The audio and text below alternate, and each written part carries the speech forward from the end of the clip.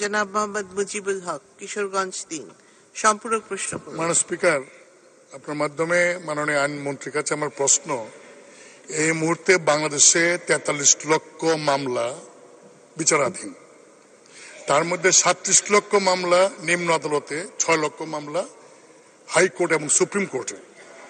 ২০১২ সাল পর্যন্ত যে সংখ্যা বিচারক ছিল সেই অনুযায়ী যে সংখ্যা মামলা ছিল, আজকে এই সরকার বিচারকের পদ, কোর্টের সংখ্যা অনেক বাড়ানোর পরও হারাহারি ভাবে বিচারকের চেয়ে মামলার সংখ্যা অনেক বেড়ে গেছে। আপনাকে ধন্যবাদ যে আপনি অ্যাপিলেট ডিভিশনে কয়েকজন একাধিক জজ নিয়োগ করেছেন। আমার প্রশ্ন হলো যে হাইকোর্টে ৬ লক্ষ মামলা, হাইকোর্ট এবং অ্যাপিলেট ডিভিশনে জাস্টিসদের সংখ্যা আরো বাড়িয়ে এবং নিম্ন আদালতে আপনি জানেন যে ল্যান্ড সার্ভে কোর্টে এক একটা কোর্টে ২০ থেকে ৩০ হাজার মামলা এই পেন্ডিং। এই সমস্ত মামলার পাহাড় কিভাবে আপনি আপনার সরকার যাতে বিচার কাজ শেষ হয় বা মানুষ বিচার পায় তার কি ব্যবস্থা বা পদক্ষেপ নেবেন? ধন্যবাদ। মাননীয় মন্ত্রী। ধন্যবাদ মাননীয় স্পিকার। মাননীয় স্পিকার, মাননীয় বিরোধী দলীয় চিফ হুইপ অত্যন্ত একটা গুরুত্বপূর্ণ প্রশ্ন করেছেন, আমি তাকে ধন্যবাদ জানাই। প্রথম কথা হচ্ছে যে মামলার জট বেড়েছে সঠিক, এবং তার সাথে সাথেও কিন্তু আমরা আদালত সৃজন করে এবং বিচারকের সংখ্যাও বাড়িয়েছি।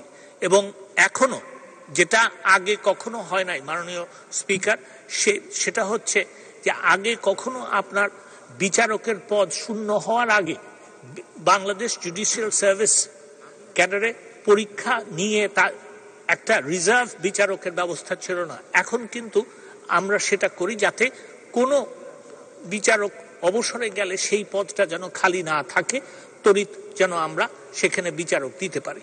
দ্বিতীয় যেটা করা হচ্ছে সেটা হচ্ছে বিচারকের পদ সৃজন এবং আদালত সৃজন, দুইটার জন্যই আমি মাননীয় স্পিকার জনপ্রশাসন মন্ত্রণালয়ে লিখেছি এবং সেইখানে ১৫৮টি পদ সৃজনের প্রস্তাব করা হয়েছে। সেটা আসলে পরে অনেক আমার মনে হয় যে মামলার জট কমানোর চেষ্টা করবে। মামলার জট কমানোর জন্য অন্যান্য চেষ্টাও হচ্ছে, সেদিকে না গিয়ে।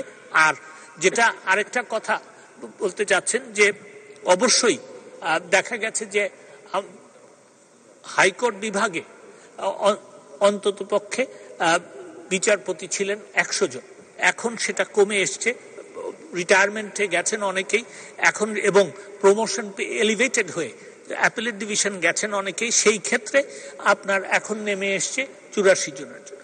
আমি যেটা এই সংসদকে বলতে পারি এতটুকু যে মহামান্য রাষ্ট্রপতি তার সাংবিধানিক ক্ষমতা ব্যবহার করে খুব শিগগিরই হাইকোর্ট বিভাগে বিচারপতি নিয়োগ দিবেন।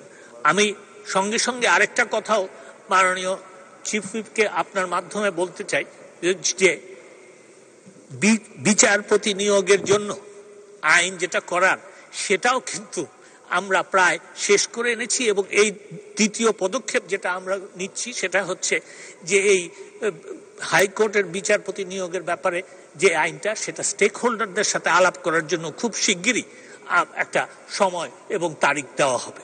ধন্যবাদ মাননীয় স্পিকার। ধন্যবাদ।